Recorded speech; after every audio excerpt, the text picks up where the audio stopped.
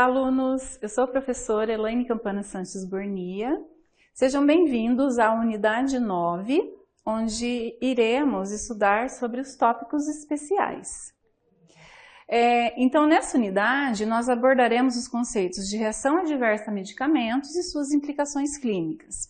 Falaremos também sobre os vários tipos de interações farmacológicas que poderão ocorrer quando mais de um fármaco é administrado ao paciente. As interações com alimentos, com álcool e algumas possíveis interferências desses medicamentos em exames laboratoriais.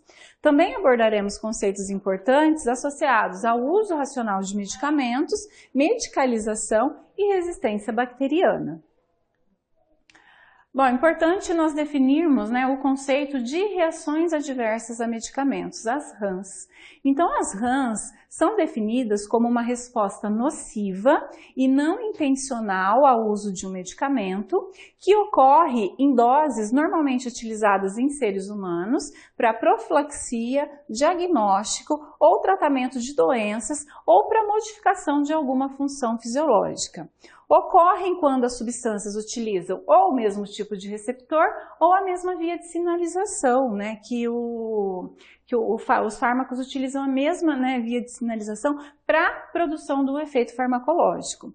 Não são consideradas reações adversas a medicamentos os efeitos que ocorrem em decorrência do uso acidental ou intencional de doses maiores que as habituais. Aí já são efeitos tóxicos, Então, as reações adversas, elas são mais estudadas no sentido daquelas doses terapêuticas que são administradas ao paciente e frente a isso a gente tem uma reação. Então, elas podem ser, em algumas vezes, até esperadas pelo mecanismo de ação e em outras vezes não previsíveis, Porque elas não dependem só do mecanismo de ação desse medicamento, elas estão associadas com questões fisiológicas dos pacientes, como, por exemplo, os polimorfismos genéticos.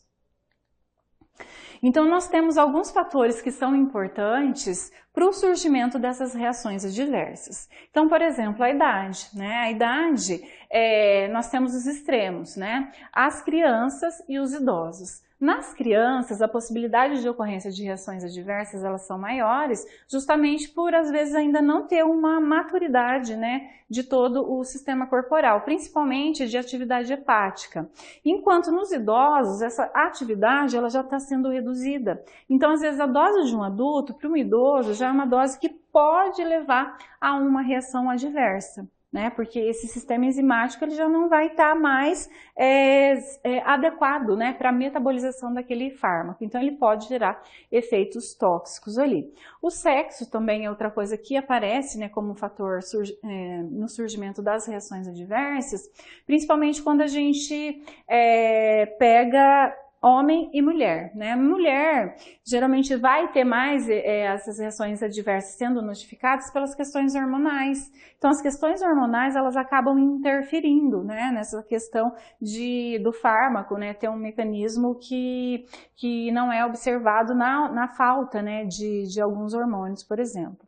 Comorbidades, que são doenças associadas, Principalmente quando essas doenças, elas interferem nas vias de metabolização, nas vias de excreção desses medicamentos. Uso concomitante de vários medicamentos, que é a polifarmácia, Então, pacientes que têm polifarmácia são pacientes em que esses medicamentos, eles têm que ter um controle dessas interações, para que não haja uma reação adversa ali presente, porque eles podem usar a mesma via, e ter potencialização desse efeito, ou a gente pode ter até mesmo anulação, de um efeito de um fármaco em detrimento do uso de outro. Um outro problema que nós temos é essa ampla disponibilidade de produto no mercado farmacêutico, com inúmeras especialidades farmacêuticas.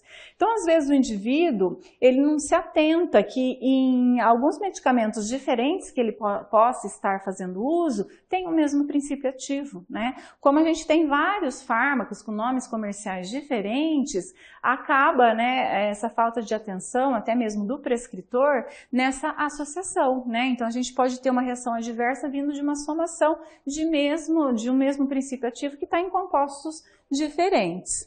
Falta ou insuficiência de orientação sobre o tratamento, Prescrição de medicamentos inapropriados, então às vezes o indivíduo não precisa daquele medicamento ou não é o medicamento ideal para estar tratando aquela situação, e não adesão ao tratamento e a falta de acompanhamento terapêutico, né? Então, depois do início do tratamento, uma monitorização realmente se esse paciente está seguindo com o tratamento.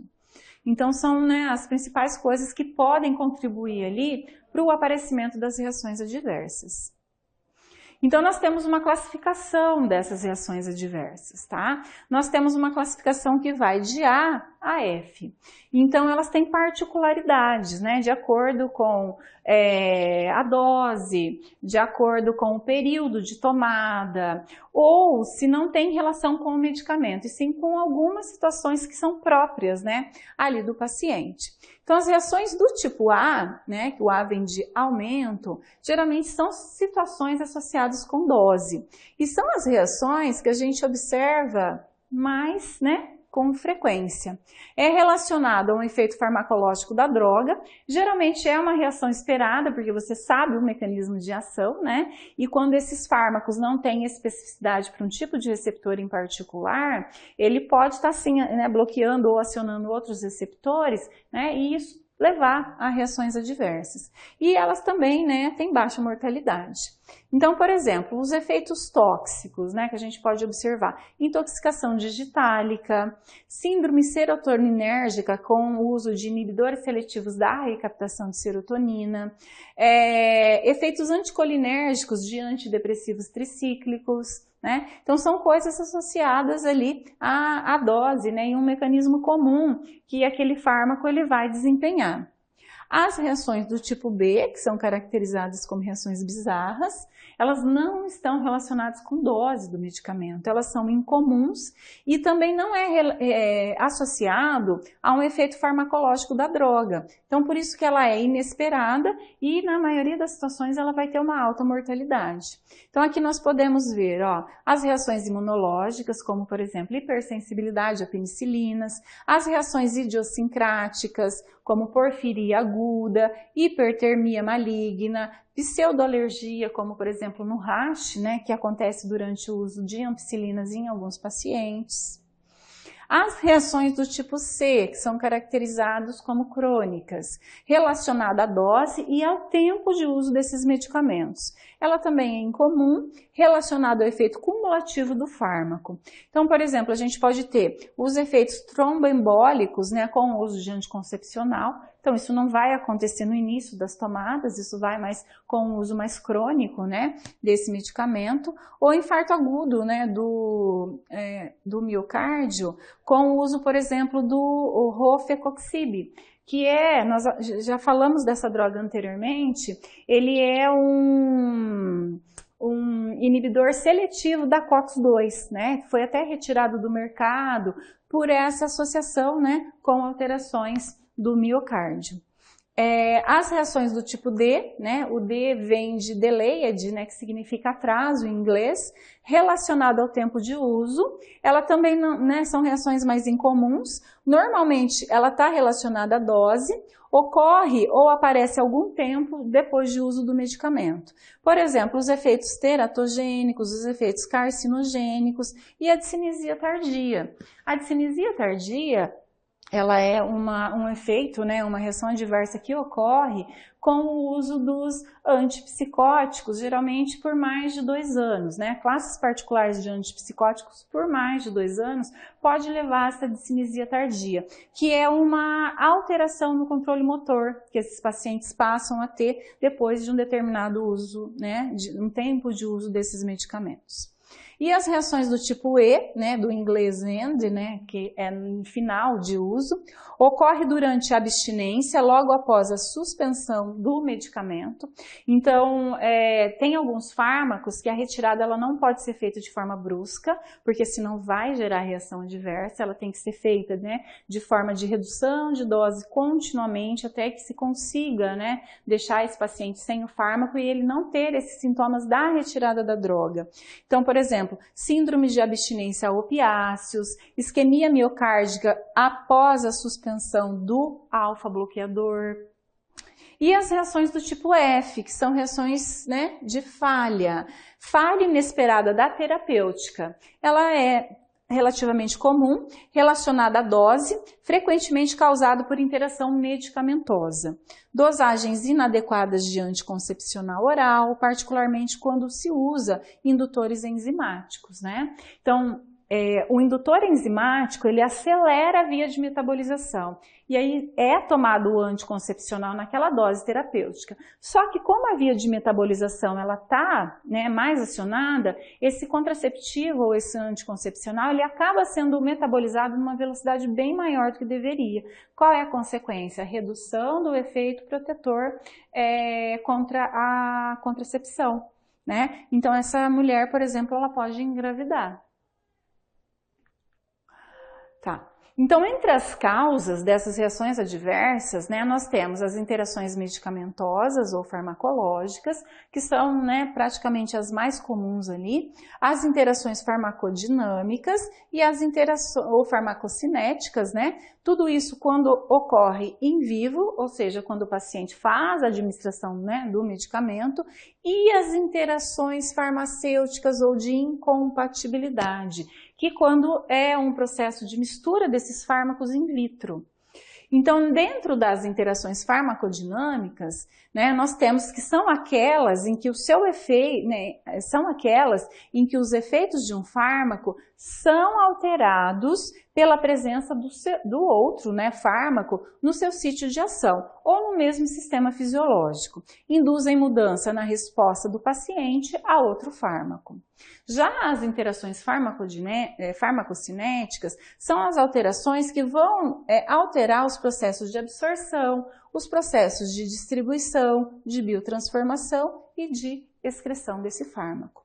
Enquanto as interações farmacêuticas, que são as incompatibilidades, né, e elas ocorrem in vitro, ocorre quando há mistura de fármacos diferentes em uma mesma seringa, por exemplo, num mesmo equipo ou em outro recipiente. Então, quando esses fármacos são misturados para daí ter a administração do paciente. Então, é importante observar se não vai haver interações farmacêuticas de incompatibilidade, né? Então, às vezes, esses fármacos, quando misturados uns com os outros, eles podem precipitar, eles podem ser inativados, né? E aí isso não vai, né, quando administrado ao paciente, não vai ter a resposta farmacológica que se espera, porque você modificou, né, a função desses fármacos justamente pela questão da incompatibilidade que pode existir ali.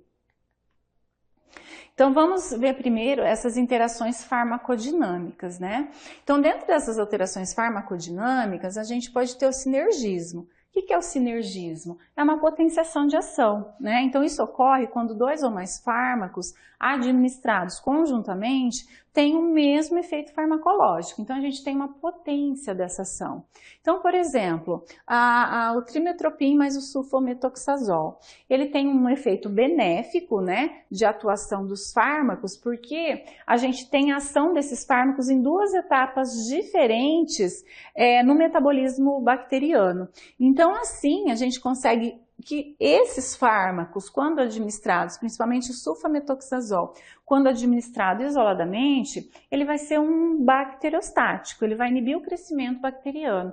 Quando se associa com o trimetoprim, por atuar em outra via do metabolismo da bactéria, a gente tem uma atividade bactericida, ou seja, tem um sinergismo nessas duas ações.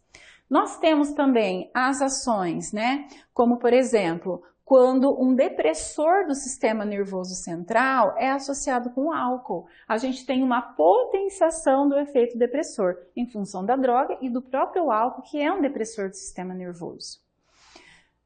E temos também as ações antagônicas dentro da farmacodinâmica, né? Então, essas ações antagônicas, elas podem ser ruins, porque a gente pode ter bloqueio da ação de um fármaco frente à administração do outro, ou elas também podem ser benéficas quando a gente pensa em utilizar essas ações antagônicas com o fim de antídoto mesmo. Então é administrado um fármaco, esse paciente se intoxica e eu vou lá e administro outro fármaco que faz, né, uma ação de bloqueio da ação desse fármaco responsável pelo quadro da intoxicação. Então, né, nós temos algum exemplo, ó, a administração conjunta de levodopa usado para o tratamento da doença de Parkinson com um antipsicótico que apresentam, né, o parkinsonismo farmacológico como efeito colateral, a gente vai ter redução do efeito da L-Dopa. Porque geralmente se esse paciente, né, ele tem Parkinson, ele está tomando o L-Dopa para reverter essa função do Parkinson. Só que se ele faz uso em conjunto com o antipsicótico, o antipsicótico por si, ele leva ao desenvolvimento do Parkinson farmacológico. Então a gente tem ali a redução da ação do medicamento, né, em função da interferência de um outro. Outro ponto aqui também, ó, os hipoglicemiantes têm efeito reduzido pela administração conjunta de glicocorticoides, né? Então, esses glicocorticoides, quando administrados, principalmente em períodos grandes de tempo, em doses um pouco maiores que as terapêuticas, eles aumentam a glicemia. Né, aumenta a glicemia do paciente. E se esse paciente já é um paciente diabético, o hipoglicemiante ele vai ter uma ação reduzida em função do aumento dessa glicemia produzida pelo uso do glicocorticoide. E temos também as alterações no equilíbrio hidroeletrolítico, né? Como por exemplo, a sensibilidade do miocárdio aos glicosídeos digitálicos, ela pode aumentar, resultando, né, em um aumento dessa toxicidade desses glicosídeos pela redução das concentrações plasmáticas de potássio quando a furosemida é administrada em conjunto com o digitálico. Então, normalmente, né, furosemida e digitálico não é uma combinação boa, porque a furosemida é um esfoliador de potássio, então ela causa redução de potássio plasmático e aí causa, né, potencializa o efeito tóxico ali dos glicosídeos digitálicos, né, ou cardíacos. E as interações farmacocinéticas. Então, dentro das interações farmacocinéticas, a gente precisa pensar, né, em alterações de absorção, de distribuição, de biotransformação e também de excreção. Então, na absorção, o que a gente pode ter de modificação? Alteração do pH gastrointestinal, porque nós estudamos isso lá no início do módulo, né? Que esses fármacos, para serem melhores absorvidos, eles têm que estar na forma não ionizada. Então, a gente tem aquela regrinha básica que ácido é bem absorvido em meio ácido, porque ele não ioniza, e base é bem absorvida em meio mais alcalino, porque ela também não ioniza. Então, toda vez que eu tenho a modificação desse pH, a gente pode ter a formação de formas ionizadas, né? E essas formas ionizadas, elas não serão bem absorvidas.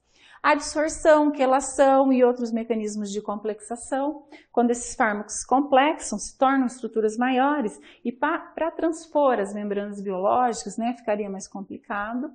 E alterações da motilidade gastrointestinal também, né? Se a gente tem quadros, por exemplo, de diarreia, essa motilidade gastrointestinal ou de vômitos, ela vai ficar exacerbada. Então, não dá tempo do fármaco ter um contato suficiente com a mucosa para sofrer o processo de absorção. Ou no caso de uma constipação também, o fármaco teria um tempo, né, mais excessivo para ser absorvido. Então, tudo isso pode levar a interações medicamentosas. Na distribuição, competição pela ligação proteínas plasmáticas, como nós vimos anteriormente. Toda droga que está ligada à proteína plasmática, ela ainda não está tendo efeito, porque ela é uma estrutura grande, né? Ela precisa se desligar da proteína plasmática para entrar no processo de metabolismo para a produção de efeito. Então, às vezes, os fármacos competem com essa mesma proteína plasmática. E aí o que tem mais afinidade é o que vai ficar ligado à proteína, e o outro vai ter uma redução de efeito em função dessa metabolização acontecer de forma mais rápida. Hemodiluição com redução de proteínas plasmáticas, né? A gente pode ter ali os quadros de hipoproteinemias, que esse paciente perde proteínas plasmáticas. Alterações de biotransformação, as induções enzimáticas, por exemplo, por barbituratos, carbamazepina, fenitoína, rifampicina, o próprio tabaco, eles são indutores enzimáticos. Então, se aquele fármaco utiliza a mesma via, vai ter mais enzimas para sua metabolização. Como consequência, ele vai ser metabolizado e excretado de forma mais rápida. Então, esses fármacos têm concentração reduzida, né, na corrente sanguínea. Inibição enzimática, ó, alopurinol, cloranfenicol, já vão fazer o contrário. Eles vão inibir, né, a cimetidina que nós falamos anteriormente. Eles são inibidores enzimáticos, então eles podem potencializar, né, o aparecimento de reações adversas de fármacos que utilizam a mesma via ali, de biotransformação. E fármacos que alteram a excreção. Então aqui a gente pode ter também, como na absorção, alteração do pH urinário. Então aqui aquela regra ela é ao contrária. Quem é o fármaco que vai ser excretado melhor, né? Então a gente pode pensar que um fármaco ácido ele vai ser excretado de forma melhor em pH mais alcalino, porque ioniza. Se ioniza, não tem reabsorção tubular. Um fármaco básico ele vai ser excretado numa velocidade maior quando ele está num pH mais ácido, porque ele ioniza e as chances de voltar por reabsorção, né, que teria que ser a forma não ionizada, é menor. Então a gente consegue ter uma excreção maior desse fármaco. Então alterações do pH pode também, né, acelerar processos de excreção ou retardar processos de excreção, levando ali a reações adversas. Alteração na excreção, né, tubular ativa, alteração no fluxo sanguíneo renal e alteração na excreção biliar e também lá no ciclo enterhepático. Então, todas essas modificações, né, de absorção, distribuição, biotransformação e excreção podem ocorrer, né, devido a interações ali e levar a algum tipo também de reação adversa. Outro ponto importante que nós precisamos observar são as interações fármaco-alimento, porque vários medicamentos, né, teria que ser orientado ao paciente, por exemplo, não ingerir com o estômago cheio, né, 1 hora antes ou 2 horas após a alimentação. Outros fármacos não têm problema de serem administrados com alimento, ou seja, o alimento não interfere na sua absorção. Então a questão aqui do alimento é mais relacionada com o processo de absorção, né, de impedir essa questão do fármaco ser absorvido como deveria. Então alguns medicamentos são preferentemente administrados com alimento, né, seja para aumentar a absorção ou para diminuir, né, uma coisa importante também, para a diminuição do efeito irritante sobre o estômago. Mas nós temos medicamentos que não podem ser administrados com alimento, porque vai ter uma redução muito grande da eficácia em redução do processo de absorção. Então, nesses casos, a administração ela tem que ser feita com o estômago vazio, ou seja, né, 1 hora antes ou pelo menos 2 horas depois, algumas refeições. Então, eu trouxe aqui de forma mais geral como algumas dietas podem ali ocasionar alteração desses fármacos e poder levar a interações, né? Então, ó, dietas com elevado teor de proteína, repolho, ingestão crônica de álcool, pode aumentar a biotransformação de alguns fármacos. Maior consumo de carboidratos, dietas vegetarianas, ingestão aguda, né, de álcool, ácido ascórbico, tocoferol, podem diminuir a biotransformação de alguns fármacos. Proteínas e carboidratos podem acidificar a urina. Aumenta o tempo de eliminação de fármacos ácidos, como barbitúricos, sulfas, e podem provocar aumento do efeito farmacológico. Por quê? Porque daí não ioniza. Forma não ionizada é reabsorvida, esses fármacos acabam voltando para a circulação, aumentando o seu efeito, né, podendo dar ali reações adversas. Dieta pobre em proteína, como as vegetarianas, consumo de leite e derivados que alcalinizam a urina, favorecem a reabsorção de fármacos alcalinos, prolongando sua meia-vida no organismo, né, e podem aumentar ali a excreção de fármacos ácidos. Então é bastante importante, principalmente quando a gente tem aqueles fármacos, né, que são realmente afetados por essas alterações. Tá? Então aqui, né, tem que ficar atento a essas interações também. Outro ponto de extrema importância, né, é a interação de fármaco com o álcool, né? Sempre vem uma pergunta, eu estou tomando tal medicamento, eu posso beber? Mas eu posso beber só no final de semana? A gente sabe que o álcool, ele pode alterar a biotransformação, principalmente, de vários medicamentos, né? E com isso contribuir para as reações adversas aparecerem ali.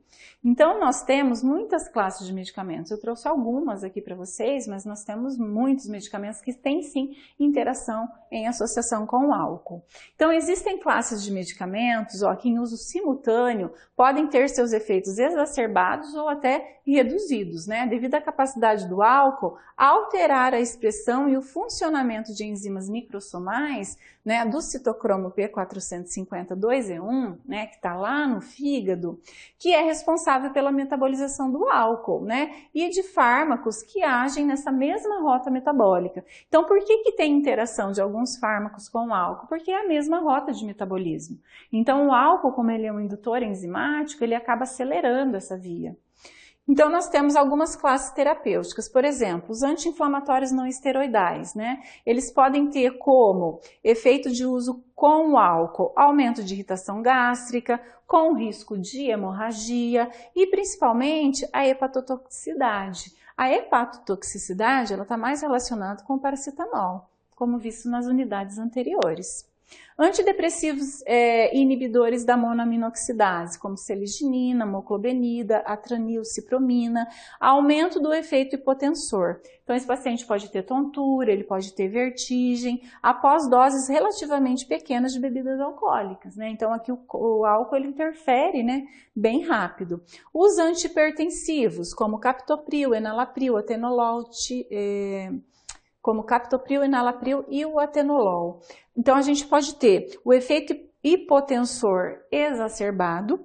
A ingestão de baixa quantidade de álcool permite redução das doses de captopril e enalapril, tá? A gente pode ter um aumento ali, né, desse efeito hipotensor. E também interação com antimicrobianos, né, como tinidazol, isoniazida, o sulfametoxazol mais a trimetropina. Então, o uso de álcool causa hepatotoxicidade da isoniazida, redução, né, dos efeitos sobre ingestão aguda e alguns fármacos podem estar associados com esse efeito aqui, ó, que é chamado efeito Antabuse, tá? Então, eu trouxe aqui para mostrar para vocês o que seria esse efeito Antabuse. O efeito Antabuse, ele vai acontecer quando os fármacos bloqueiam a ação dessa enzima, que é a acetaldeído desidrogenase, tá? Então, todo fármaco que faz esse bloqueio, nós temos aqui como exemplo o disulfiram, eles vão levar ao acúmulo de acetaldeído. E esse acetaldeído, ele é tóxico para o nosso organismo. Então, o que esse paciente experimenta, né, quando ele faz uso de álcool? E aqui eu trouxe algumas classes desses medicamentos que podem produzir o efeito Antabuse.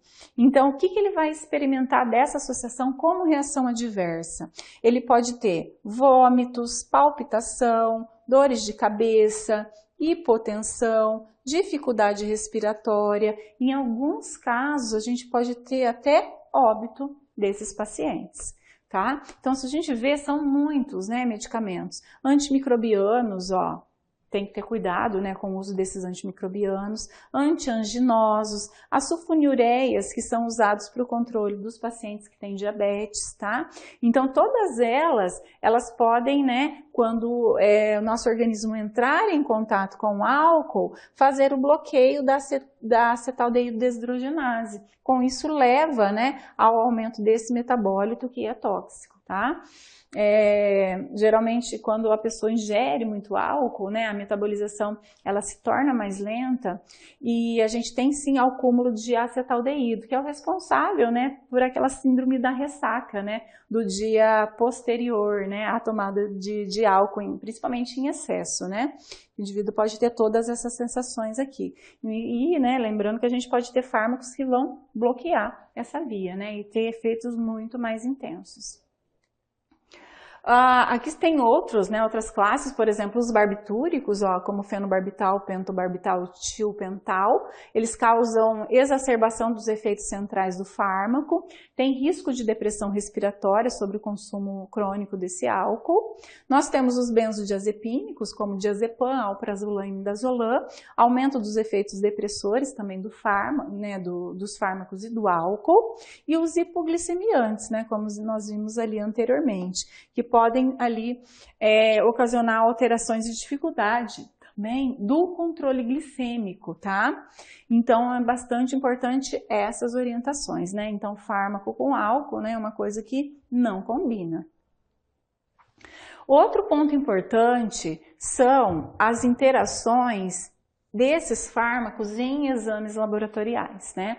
Então aqui já é uma coisa muito mais complicada, né, de se fazer um controle, mas quando principalmente o médico ou o analista clínico, ele percebe que esse paciente está tendo uma alteração em alguns exames, por exemplo, eram exames que ele sempre faz ali naquele laboratório, você sempre tem os valores dele ali, né, de acordo com a realização desses exames, e de repente você percebe um valor muito fora, né, do que vem acontecendo com esse paciente, a gente precisaria né, fazer uma pesquisa ali com esse paciente se ele está tomando algum medicamento diferente. Às vezes o medicamento não é contínuo e ele está tomando ali alguns dias antes da realização do exame, já vai ter essa interferência, ou às vezes ele passou a tomar mesmo um medicamento de uso contínuo que realmente interfere, né, naqueles exames laboratoriais que estarão ali sendo realizados, né? Então eu coloquei também para vocês alguns exemplos aqui, né? No material de vocês tem uma tabela bem grande sobre essas interações e eu trouxe alguns exemplos, né? Então, por exemplo, tratamento de distúrbios do aparelho digestivo e do metabolismo, né? Que nós teríamos aqui antiácidos, hipoglicemiantes, antiulcerosos. Então, o que eles podem fazer? Por exemplo, os antiácidos à base de hidróxido de alumínio e hidróxido de magnésio. Eles podem aumentar os níveis séricos de cálcio e diminuir os níveis séricos de fosfato. Justamente por ações ali de complexação. Os hipoglicemiantes, como as insulinas, podem diminuir os níveis séricos de potássio e diminuir os níveis séricos de magnésio. Os hipoglicemiantes, né, como a linagliptina, a linagliptina, aumenta os níveis séricos de ácido úrico, né? Então, esse paciente pode ter aqui, né, um quadro de hiperuricemia, né, que seria o aumento desse ácido úrico. A metformina, que é um outro hipoglicemiante, a gente pode ter falso positivo para pesquisas de cetonas na urina, então é uma interferência na metodologia de análise, diminuição dos níveis séricos de ácido fólico e diminuição dos níveis séricos de vitamina B12, por interferência metodológica mesmo. Os antiulcerosos, como o omeprazol, pode dar falso positivo para a pesquisa do THC na urina, né, que é o tetraído canabinol, aumento dos níveis séricos de AST e de ALT, aumento dos níveis séricos de fosfatase alcalina, ó, que são as enzimas, né, AST e ALT, as enzimas hepáticas, aumento dos níveis séricos de bilirrubina e diminuição dos níveis séricos de magnésio. Aqui é um outro exemplo, né, quando a gente tem os tratamentos de anti-infecciosos de uso sistêmico, por exemplo, os antibióticos, né? Se a gente pega o ciprofloxacin, falso positivo para opiáceo na urina, né? Pode dar a quadros de anemia hemolítica, trombocitopenia, leucopenia, agranulocitose, pancitopenia, né? Mexer também com as enzimas hepáticas, ó, ele interfere, né, em muitos exames laboratoriais. A claritromicina aumenta os níveis séricos das enzimas hepáticas, aumenta a bilirrubina, aumenta a fosfatase alcalina e aumenta níveis séricos de ureia. As penicilinas, né, falso positivo para o teste de Cumbres direto, né, que é dentro das provas hematológicas, falso positivo para glicose na urina com reagente de Benedict, que é um teste confirmatório para glicose na urina que é feito, anemia hemolítica, agranulocitose, né, ou seja, mexe com todos esses exames aqui. Tá? Então, quando percebe-se, né, que aquele paciente ele vem de uma sequência de normalidade de exames e de repente tem essas alterações, seria muito importante a identificação se essas alterações são a uso de medicamentos, né, e não associados com possíveis distúrbios ou doenças que esse paciente possa, né, também estar ali desenvolvendo. E tratamento de distúrbios do sistema nervoso e do sono, ó, como antidepressivos, antiparkinsonianos, né? Com os antidepressivos, a gente pode ter principalmente a amitriptilina, aumento dos níveis séricos de bilirrubina, níveis séricos de fosfatase alcalina e aumento ou redução de níveis de glicose. Os antiparkinsonianos, falso negativo para glicose na urina, falso positivo para cetonas, ó. Então aquele exame químico da urina, ele pode ter bastante interferência, né, com o levodopa mais benzerazida. Falso positivo para o teste de Cumbres, né? Então, laboratorialmente seria importante aí para explicar essas alterações, né, nos exames. Bom, então pensando em todas essas alterações, né, a gente precisa falar um pouco sobre o uso racional de medicamentos. O que seria o uso racional de medicamentos? É a necessidade, né, que esse paciente tem de receber o medicamento apropriado, na dose correta, por um adequado período de tempo e a baixo custo. Então, como nós vimos né, nos slides anteriores, essas reações adversas, elas são basicamente associadas, né, à interação entre fármacos. Então, em algumas situações, o uso irracional, que seria aquele uso não adequado, aquele uso em que o paciente não precisaria daquela associação, né? Ele é ali um dos grandes causadores dessas reações adversas. Então, se o uso racional ele é pensado, né, para todo o paciente, praticamente a gente vai ter uma redução muito grande, né, desse tipo de reação acontecendo. Então, o uso incorreto de medicamentos, né, que levaria a gente a ter as reações adversas, ele vai acontecer devido à polifarmácia, devido ao uso indiscriminado de antibióticos, prescrição não orientada por diretrizes, automedicação inapropriada, né? E o disponibilização comercial que a gente tem de medicamentos, né? Então, muitos medicamentos com acesso de forma muito livre dentro da farmácia.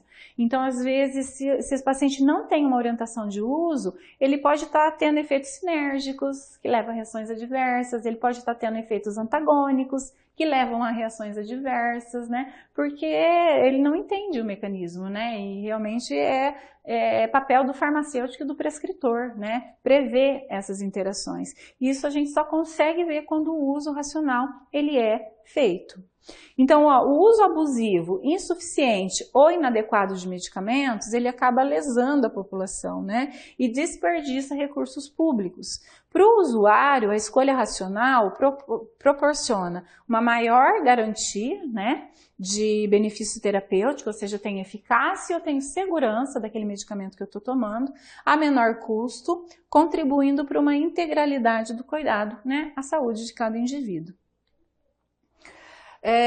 Então, é importantíssimo que haja a implementação desse uso racional, né? Principalmente por parte dos prescritores, né? E a identificação desse uso racional por parte também ali dos dispensadores de medicamentos.